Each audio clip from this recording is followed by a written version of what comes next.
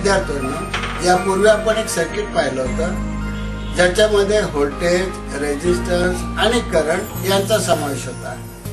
या तिघांचा एकमेकांशी काहीतरी संबंध असतो हे एका शास्त्रज्ञाने दाखवून दिलं। या शास्त्रज्ञाचं नाव होतं ओहम आणि म्हणून त्यांनी जो नियम सांगितला त्याला ओहमचे नियम असे म्हणतात।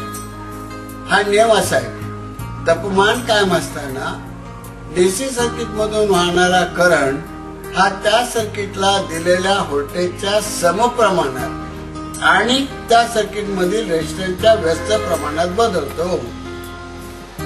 ओहमचा नियम हा फक्त धातूच्या घन आणि द्रवरूप पदार्थांना लागू पडतो। Electrolysis, arc lamp, electronics wall, semiconductors, gas discharge lamp आणि ज्यांच्या तापमानात सतत बदल होत असतात अशा सर्किटला हा नियम लागू पडत नाही। आता या ओहमच्या लॉचं मी थोडंसं स्पष्टीकरण देतो। एखाद्या डीसी सर्किट मधील रेझिस्टन्सचे मूल्य न बदलता त्या सर्किटला दिलेल्या व्होल्टेज मध्ये बदल केल्यास सर्किट मधून वाहणाऱ्या करंट मध्ये बदल होतो। सर्किट मधील रेझिस्टन्सचे मूल्य कायम ठेवून त्या सर्किटच्या व्होल्टेज मध्ये ज्या प्रमाणात वाढ केली जाते त्याच्या समप्रमाणात करंट मध्ये देखील वाढ होते। व्होल्टेज मध्ये ज्या प्रमाणात घट होते त्याच्या समप्रमाणात करंट मध्ये सुद्धा घट होत असते। आता आपण व्होल्टेज बदललं तर करंट कसा बदलतो ते पाहूया। आता मी एक 27 ओहमचा रेझिस्टन्स घेतला आणि तो 1.5 व्होल्टच्या बॅटरीच्या सिरीज मध्ये जोडला तर करंट किती वाढतोय? 0.03 एम्पियर। आता मी हा रेझिस्टन्स वापरणार आहे, फक्त सेलचं व्होल्टेज डबल करणार आहे। आता पहा, हा 1.5 आणि 3 व्होल्ट झाला। याच्या सिरीज मध्ये मी आता एमीटर जोडून पाहतो। आता मी 2 सेल सिरीज मध्ये जोडले म्हणजे 1.5 आणि 3 व्होल्ट झालं। रेझिस्टन्स तोच ठेवला आणि करंट मोजला तर त्या करंट झाला 0.06 एम्पियर। आता हे 4 सेल मी सिरीज मध्ये जोडले, रेझिस्टन्स तोच ठेवला आणि करंट मोजतो। आता करंट आला 0.12 एम्पियर।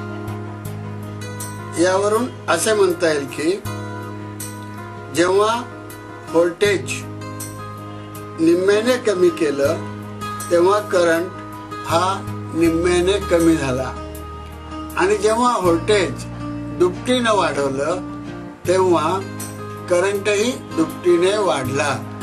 म्हणजे यावर आपल्याला असं म्हणता येईल की व्होल्टेजच्या समप्रमाणामध्ये करंट मध्ये वाढ होत असते। एखाद्या सर्किटवरील व्होल्टेज कायम ठेवून सर्किटच्या रेझिस्टन्स मध्ये बदल केल्यास सर्किट मधून वाहणाऱ्या करंट मध्ये बदल होतो। त्याचप्रमाणे सर्किटवरील व्होल्टेज कायम ठेवून सर्किटच्या रेझिस्टर मध्ये ज्या प्रमाणात वाढ केली जाते त्याच्या व्यस्त प्रमाणात करंट मध्ये घट होते। रेझिस्टर मध्ये ज्या प्रमाणात घट केली जाते त्याच्या व्यस्त प्रमाणामध्ये करंट मध्ये वाढ होते। हा झाला ओहमच्या नियमाचा खुलासा।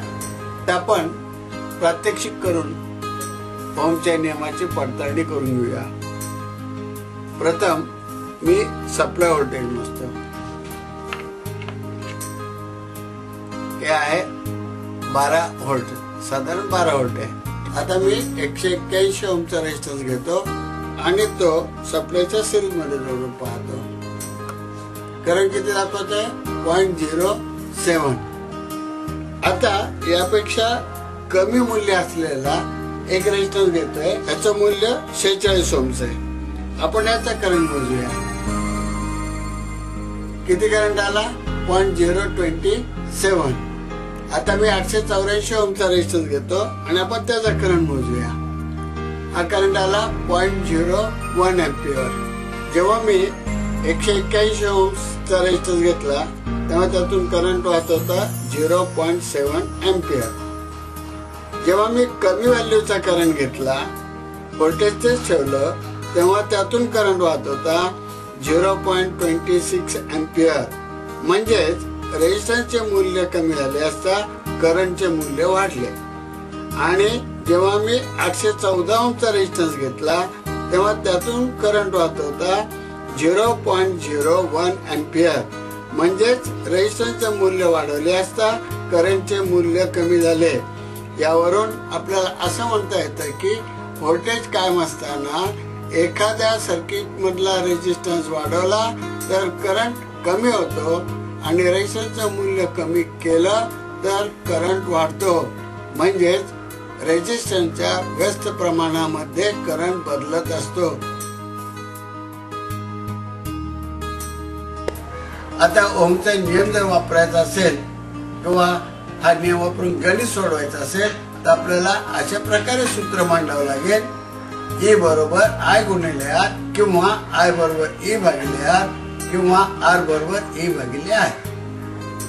यामध्ये I म्हणजे करंट अँपिअर मध्ये, E म्हणजे व्होल्टेज व्होल्ट मध्ये आणि R म्हणजे रेजिस्टन्स हा ओहम मध्ये असतो. विद्यार्थ्यांनो, आता आपण ओहमचा नियम समजावून घेतला होता. पण काही सर्किट अत्यंत क्लिष्ट असतात, म्हणजे खूप रेजिस्टन्स, खूप कंडेन्सर वगैरे असतात आणि अशा वेळेस हा ओहमचा नियम आपल्याला वापरता येत नाही. अशा ठिकाणी आपल्याला किर्चॉफचे नियम वापरावे लागतात.